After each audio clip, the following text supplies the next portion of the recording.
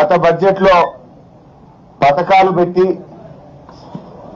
నిధులు ఖర్చు చేయని పథకాలకు తిరిగి మళ్ళీ ఇది ఈ బడ్జెట్ లో కూడా అవే పథకాలు, అదే నామస్మరణ, అదే కేటాయింపు. ఎట్లా నమ్మాలి? పోయిన బడ్జెట్ లో రాజీవ్ యువ వికాసానికి 6,000 కోట్లు పెట్టామన్నారు, 6 పైసలు కూడా ఖర్చు పెట్టలేదు. మళ్ళీ ఈ బడ్జెట్ ప్రసంగంలో మళ్ళీ అదే రాజీవ్ యువ వికాసం పథకం గురించి ఏదో గొప్పగా చెప్పారు. పోయిన బడ్జెట్ లో చెప్పారు, బల్లెలు కొట్టారు, 6 పైసలు ఖర్చు పెట్టలే. తిరిగి మళ్ళీ అదే పాట పాడింది ఈ బడ్జెట్ లో.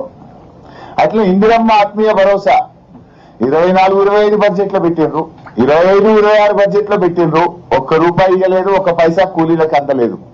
మళ్ళీ ఈ బడ్జెట్ లో అదే చదివిండు బట్టి. అంటే నీ బడ్జెట్ కో శాంటిటీ లేదు. బడ్జెట్ అనేది కేవలం అంకెలు మాటల గారడిగా మార్చింది తప్ప మీ కేటాయింపుల ఖర్చు విషయంలో ప్రజలకు పథకాలు అందించడంలో చిత్తశుద్ధి లేదు అని అర్థమైతా ఉంది.